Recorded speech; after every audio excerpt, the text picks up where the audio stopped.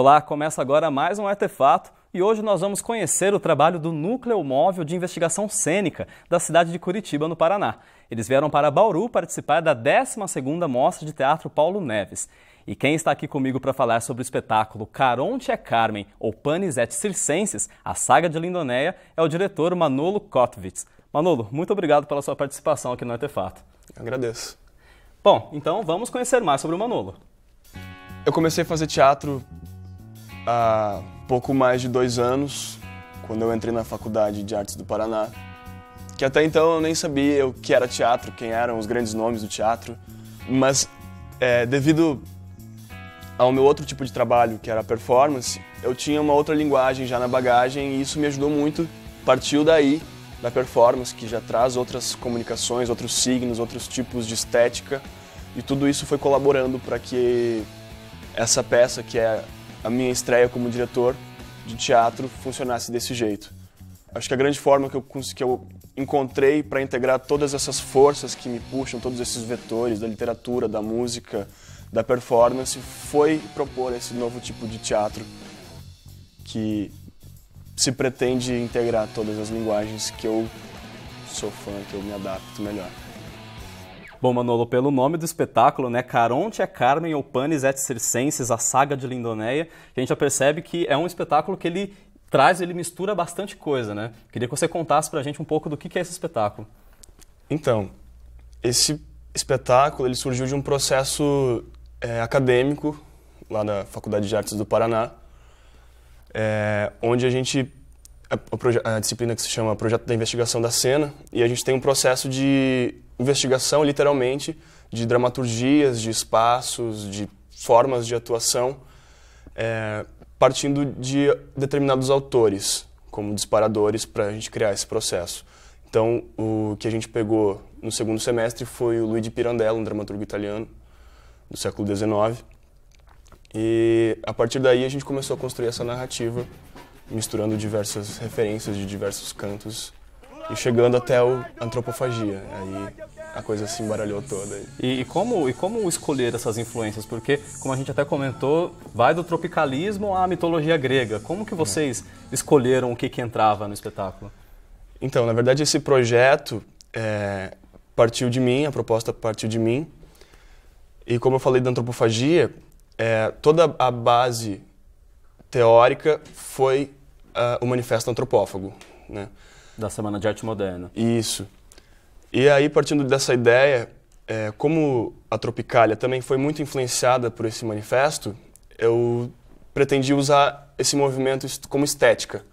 Então, a gente busca diretamente na fonte, lá no álbum Tropicália, ou Panis et Circenses, inclusive o título faz referência direta ao disco.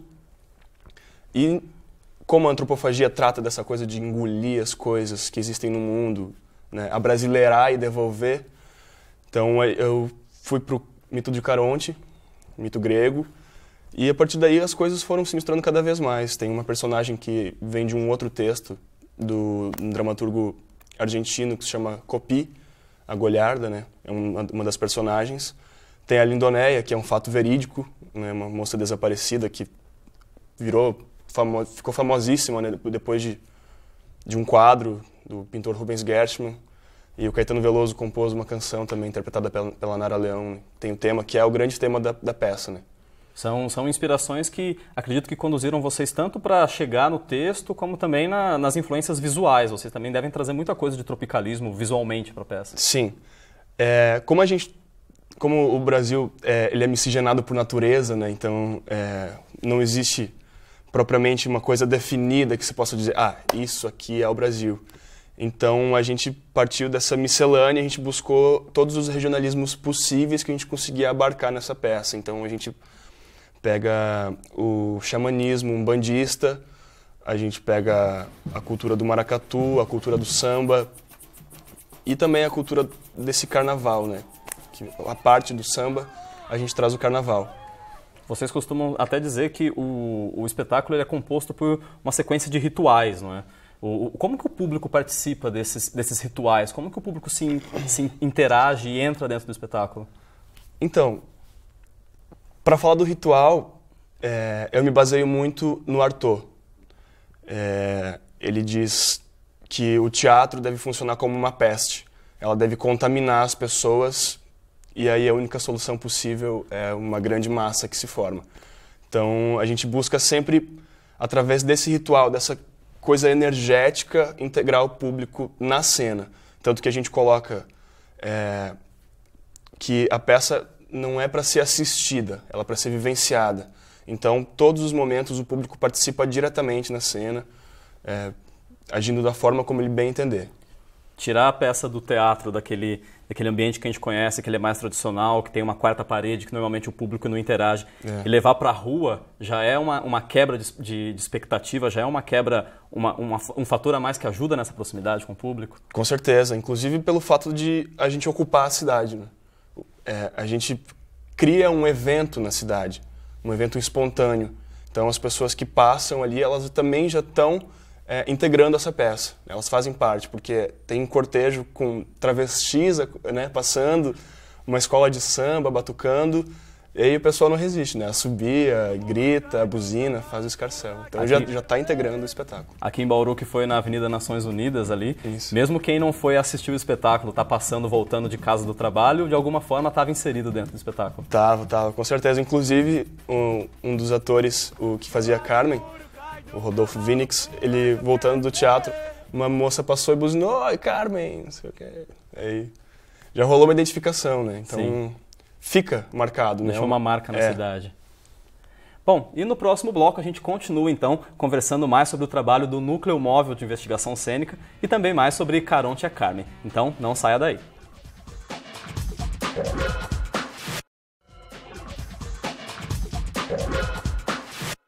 Estamos de volta com o Artefato e hoje nós recebemos aqui no nosso estúdio o Manolo Kotvitz, do Núcleo Móvel de Investigação Cênica da cidade de Curitiba. O Manolo, a gente comentou no bloco anterior bastante sobre as influências da peça e eu gostaria que você contasse pra gente agora como que essas peças se juntam, porque vocês pegam um personagem real como a Lindonéia, também tem alguma influência da mitologia grega. Como que é construída a história? Que história que você consegue gerar a partir de tudo isso? Então, a história, ela é completamente fictícia, né? Justamente por se tratar da mitologia. Então, a gente pega realmente todo o enredo da mitologia, desde a questão da morte, do pagamento, da passagem ao barqueiro, até o cortejo, que seria, então, a seguida do barco pelo rio. Sim. Partindo disso aí, como o nosso conto Disparador do Pirandello, Os Aposentados da Memória, trata de morte e memória, então resgatar esses personagens que criaram, que fundamentaram o tropicalismo, e também, já que a Lindonéia está inserida, né, nesse contexto tropical, do tropicalismo, a gente pegou ela como protagonista. Como protagonista, Na verdade, não seria bem um protagonista, assim, a gente não tem um herói, um anti-herói, assim, uma coisa assim. Sim. Tá todo mundo nessa confusão ali, misturado.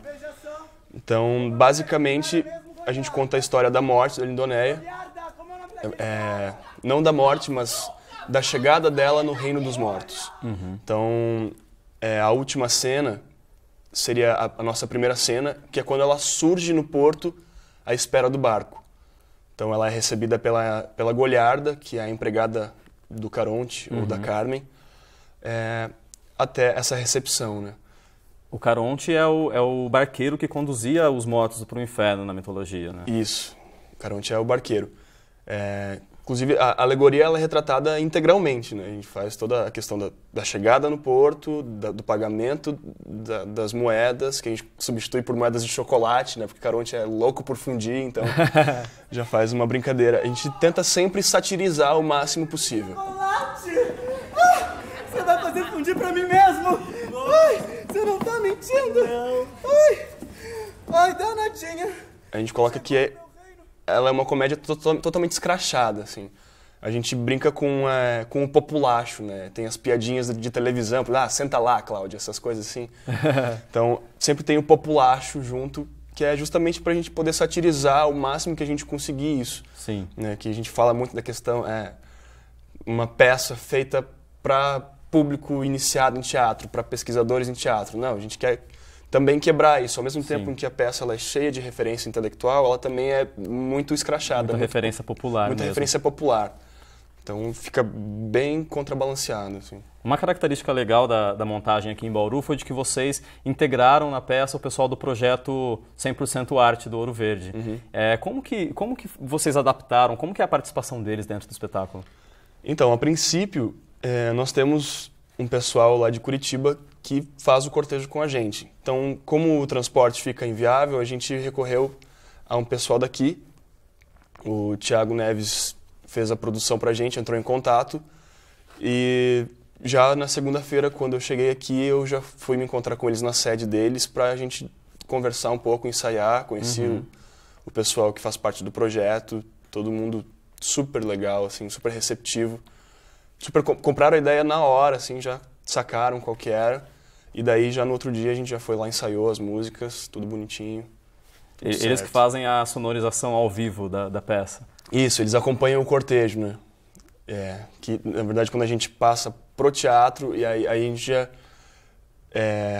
chega um pouquinho nessa coisa, não é tão formal, mas a gente consegue identificar alguns elementos teatrais mesmo, né? Sim. Mas a gente procura sempre quebrar isso. Por exemplo, a passagem do público para entrar no teatro é feita pela saída de emergência, entrada de funcionários. A gente limpa o palco para desmistificar, né, essa coisa que a gente falou da quarta parede e tal. A gente quer quebrar totalmente isso. Então a gente coloca o público em cima do palco, com o auditório completamente vazio, e a saída do público é feita pela entrada do teatro. Então a gente tenta fazer tudo ao contrário para realmente quebrar, subverter a lógica do teatro. Bom, a gente acabou de comentar agora sobre esse papel importante que tem o pessoal do projeto Ouro Verde 100% Arte, e a nossa equipe foi lá conhecer um pouco mais desse projeto. Dá uma olhada.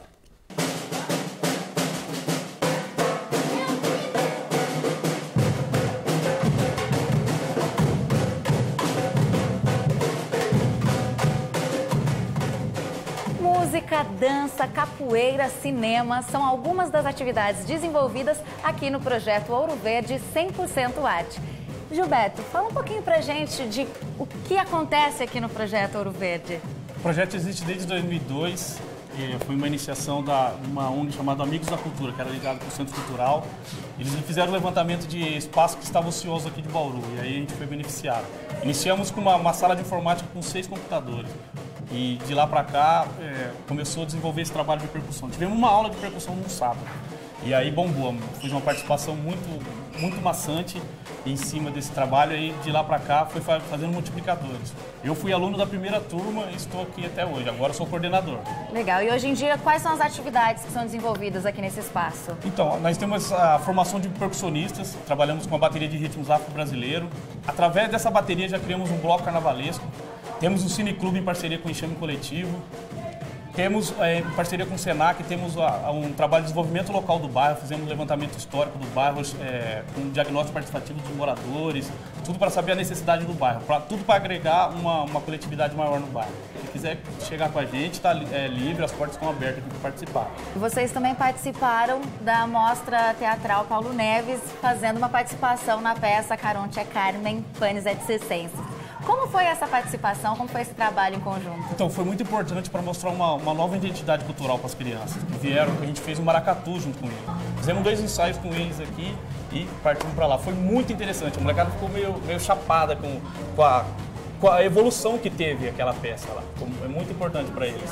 É um contato legal deles com o teatro também, né? Isso. O trabalho do 100% Arte é mostrar novos horizontes para essa criançada. Aloysio, você estava aqui contando pra gente que você também é uma das pessoas que estão no projeto desde o início, né, do projeto, desde 2002. Como que é fazer parte desse projeto? Para nós é um privilégio muito grande, né? E depois eles saírem para fora, para conhecer outros lugares e ao mesmo tempo mostrar o trabalho deles, né?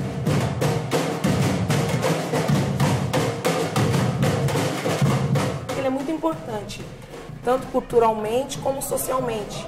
O Ouro Verde, que era visto como um bairro perigoso, passou a ser um bairro lembrado pela sua cultura, que nunca vai ser esquecida.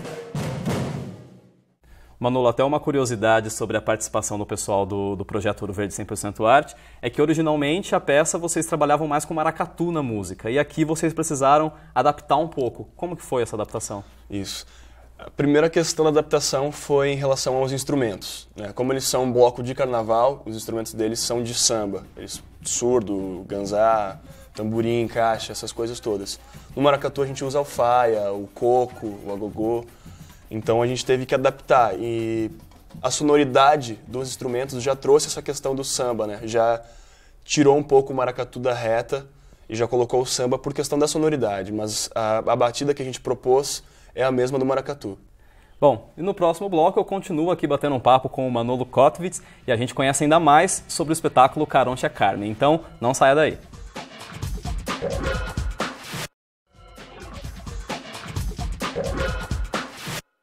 Estamos de volta com o último bloco do Artefato e hoje nós falamos sobre o espetáculo Caronte a Carmen ou Panis et Circenses, a saga de Lindonéia. Para falar sobre o espetáculo, eu recebo aqui o Manolo Kotovits.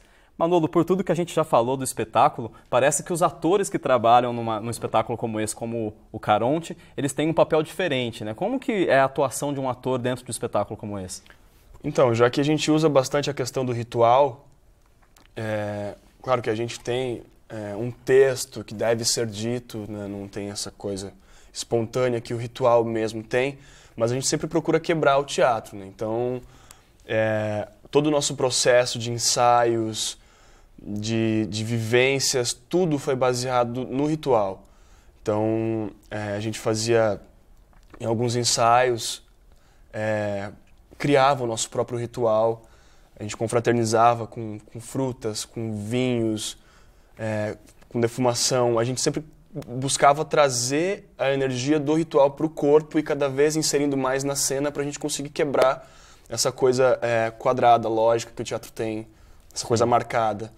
Então o papel deles é ainda o de conseguir se desmistificar também como atores.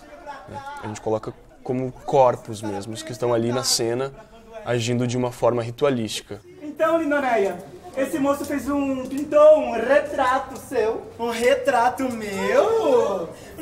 Quer dizer que eu sou chique também, é? Aham. Isso significa que agora eu posso te chamar de piratinha. São atores que eles precisam, por exemplo, estar mais abertos e preparados para improviso, porque você precisa lidar com uma centena de fatores ali na hora, né? Trânsito, tempo, chuva, a própria interação direta com quem está assistindo, que está muito próximo. Precisa desse diferencial para o ator também? Não, com certeza. Acho que isso é fundamental, principalmente nesse tipo de proposta, onde a gente coloca o público, insere o público na cena. A gente não tem como prever uma ação ou uma reação de quem está assistindo.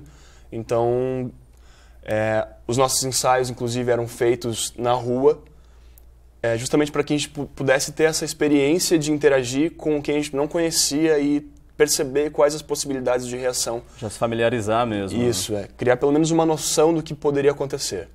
Então, sempre lidando também com o improviso em relação ao público, né? Como agir com esse público, que a gente não espera, não tem o que esperar dele, né? A gente até já comentou sobre isso, aqui em Bauru a peça foi na Avenida Nações Unidas. Como que é a relação que vocês estabelecem da peça com o espaço? Porque em uma montagem assim, o espaço ele ganha uma importância primordial dentro do espetáculo. Sim. O fato de a gente ocupar a cidade já torna isso um evento que estigmatiza o local que foi feito, né? A gente cria um espaço onde ele deixa de ser o que ele é. A gente transforma a Avenida das Nações numa avenida de desfiles de samba. Assim. Então a gente vem num grande bloco de carnaval, né, nesse grande cortejo, e a gente vai alterando as funcionalidades da cidade. Então todo o espaço onde a peça percorre, ele perde a sua função original, a sua funcionalidade. A gente recria o lugar. Ele é rebatizado um pouco. Rebatizado, exatamente. E como que é o planejamento para poder fazer isso? Porque acredito que vocês devam decidir o cortejo muito próximo do espetáculo, porque depende se não vai chover, depende de uma série de fatores.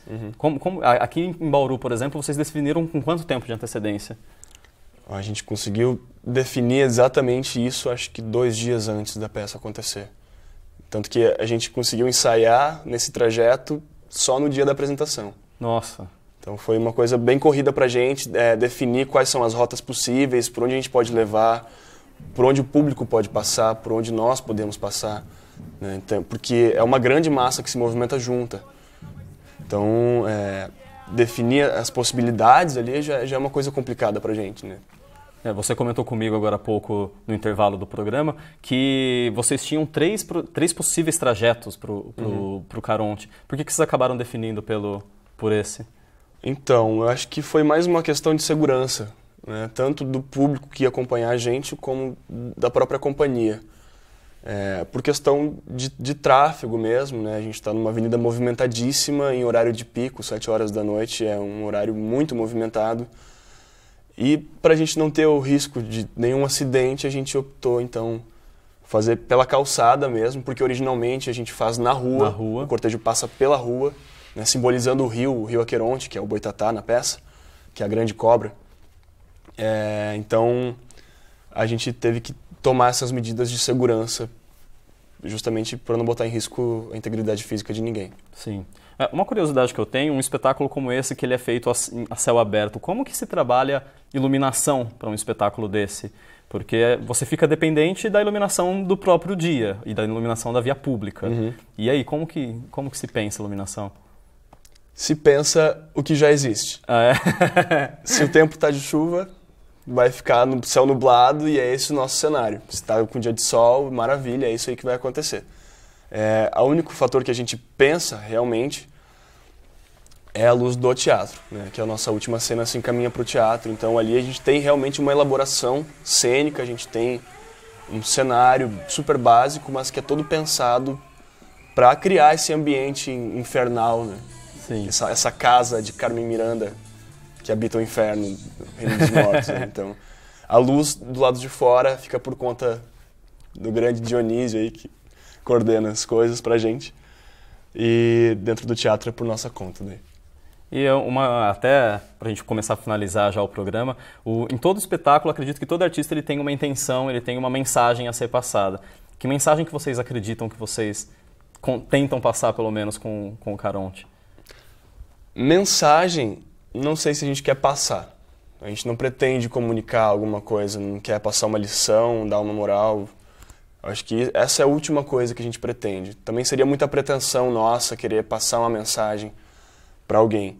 O que a gente pretende com essa peça, na verdade, é desmistificar esse teatro, né? Porque as pessoas, elas geralmente têm muito receio de, é uma coisa intocável, é para ser assistida. Então, não, a gente quer mostrar para as pessoas como é o teatro, entendeu? Como a gente faz esse teatro. E também proporcionar uma experiência de vida, né? Porque isso não tem como não ficar na cabeça das pessoas, porque elas estão vivenciando isso diretamente. Então, a nossa grande intenção é fazer com que as pessoas vivam um pouco, deixem as preocupações de lado e participem de uma festa que possivelmente não vai acontecer muitas vezes na vida delas. Quebrar alguns conceitos que a gente já tem realmente. Ou preconceitos. Ou preconceitos. Bom, Manolo, queria muito agradecer a sua presença aqui no Artefato e já desejar sucesso para você e para todo mundo do Núcleo Móvel de Investigação Cênica e já deixar o convite aberto para outros bate-papos. Isso aí, com a gente. Bom, e você em casa pode participar do Artefato pelas nossas redes sociais. Deixe seus comentários e suas sugestões na nossa página no Facebook, a página da TV Unesp, e também você pode enviar pelo nosso perfil no Twitter, o @TVUnesp. Eu te vejo na próxima semana. Até mais!